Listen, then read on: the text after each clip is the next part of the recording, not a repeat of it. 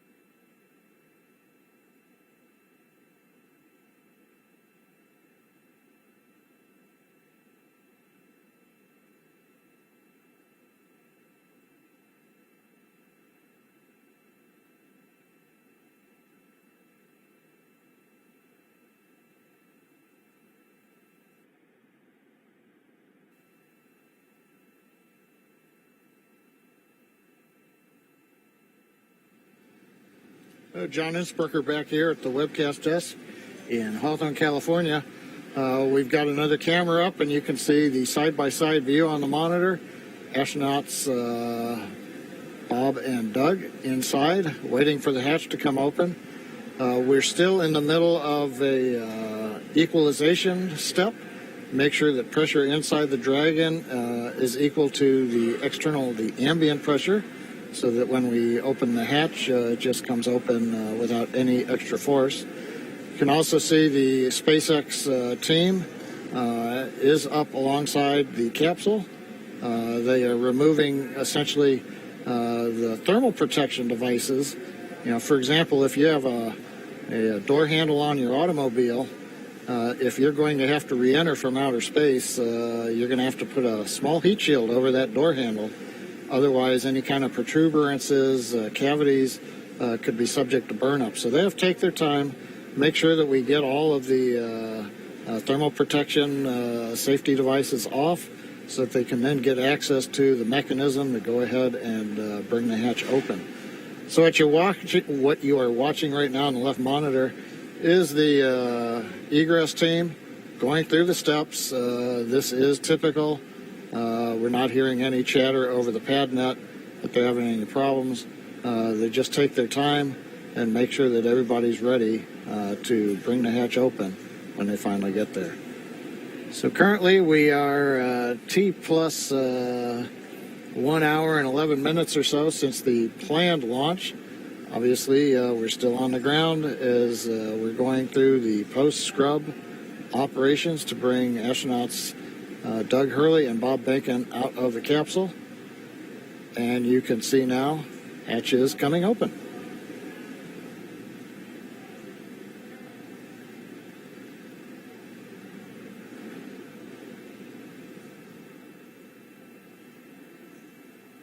There's a view from the camera inside the capsule.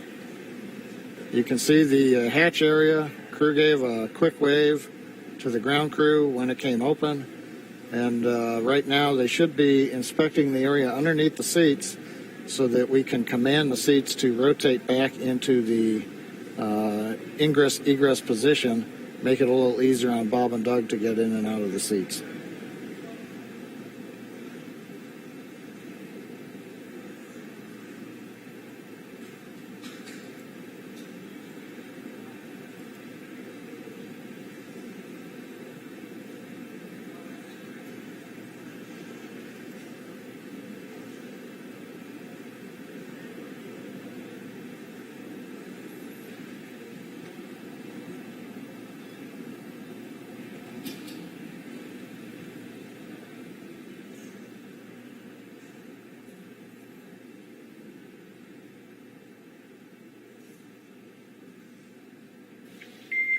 Dragon SpaceX, just for awareness, they have a few more steps in their procedure, and they should be calling to us for seat rotation shortly.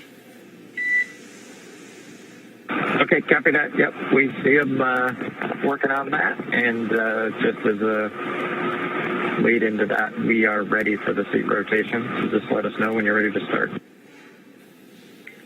We'll go.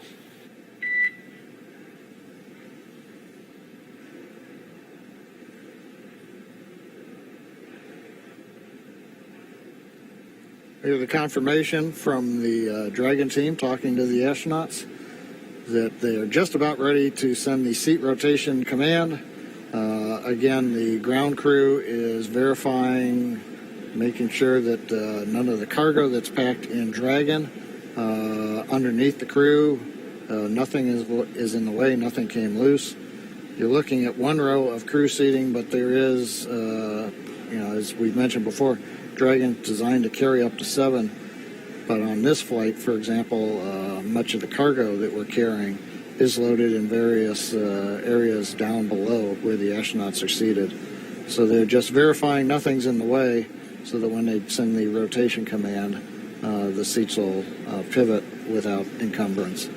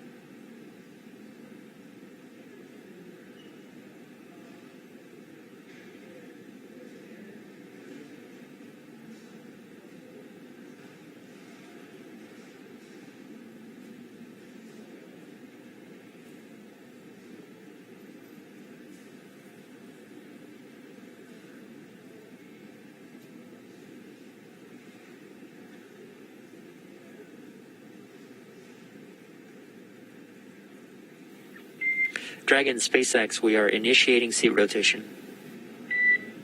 Dragon copies, we're ready.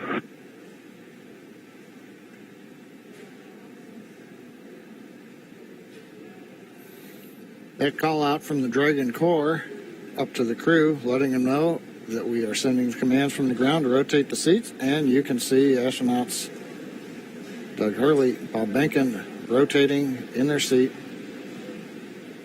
back to a more comfortable position to get in and out of the capsule.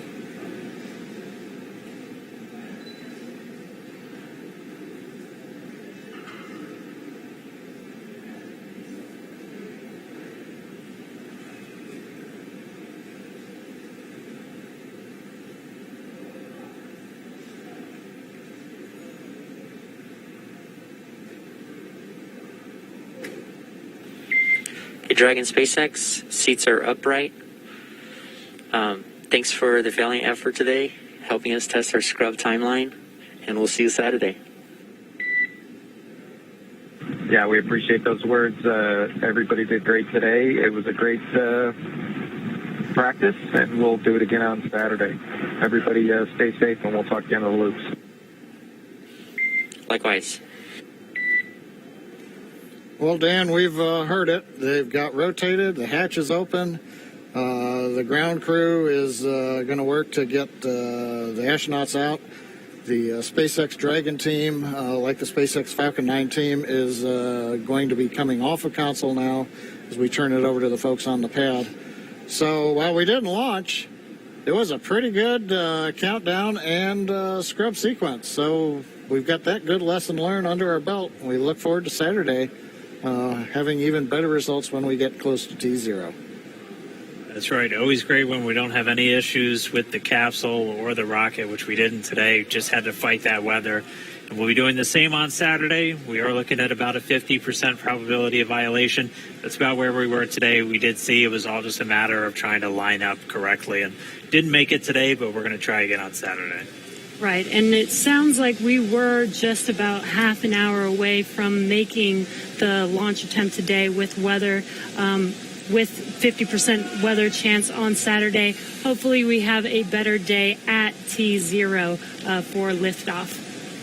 But we're definitely going to all be back. Jesse, myself, and John and I will be here in Hawthorne to take you along every step of the way. We hope everyone else tunes in also, because this is really going to be a monumental moment. We're now going to look towards Saturday for America once again launching U.S. astronauts on American rockets from American soil. With them getting out of the capsule, though, that's going to do it for us here at Hawthorne. We're going to send you back down to Florida for one last check-in with our teams there. So over to you, Marie, Lauren, Leland, if you're still sticking around, and we're going to be looking forward to Saturday. All right, thanks a lot, Dan. Yeah, we're just all sitting here. We watched Bob Behnken just climb out of his seat. Looks like he is out of Crew Dragon now, and Doug Hurley following suit. No pun intended. There we see Bob in the foreground and Doug climbing out of Crew Dragon in the background.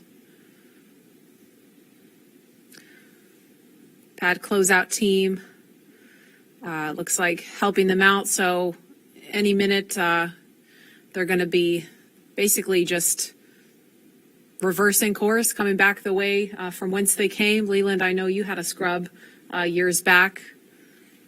Yeah, Marie, in 2008, we were having breakfast. I never scrubbed while I was in the vehicle, but we were having breakfast, and we got a call from the flight director saying that we had these engine cutoff sensors that were bad. 2 were bad, and the flight rules say that you should have to have 3 of 4 to fly. And so we all said we're not going to fly unless we have them. And I think we all need to know that the flight rules are there to protect, our astronauts and their families. And we got very close today. We sometimes get that launch fever that we want to go ahead and just try it anyway. But we have these rules for a reason. And it's really important to stick to the rules, even in the heat of battle, even with, dignitaries here. It's just, the way that we have to do it as operators. It's also a good wet dress exercise. Went through, exercised all the systems nearly to T0, which is incredible. I believe this may have been the first time Bob and Doug are sitting on top of in our vehicle with a fueled rocket. So that's pretty cool. For sure. Closing the hatch, exercising the environmental life support systems, doing that flight leak check. I mean, all of this is a ton of learning that came out of here, even if we didn't ultimately go to space today. Absolutely. So we're getting a cool view that we wouldn't have seen if they'd launched. They're making their way back down the crew access arm. And they are going to be turning the corner there, heading to the stairs that are going to take them down to the elevator. Passing the worm. Passing the worm. So, yep, they're heading down the stairs now. It's going to take them down to the 255-foot level, and then they're going to be getting in the elevator, take them down to the ground level. And we'll do it again on Saturday. It's actually very reassuring that all systems were go. You know, there was no problems with the vehicle at all, as Lauren, as you said, and it was just some weather. And I think if we have that same performance on Saturday, and the weather gods give us some good juju there, we'll be good to go. Yes, please. I mean, we were so close today. It hurt my heart. If we had 10 more minutes, it sounded like we probably would have made it, but just was not to be today. And of course, we're going to always do what is the safest thing for the crew. And as they head into the elevator there, we do want to go over to Operations and Support Building 2 now, where the NASA Administrator Jim Bridenstine is standing by. He would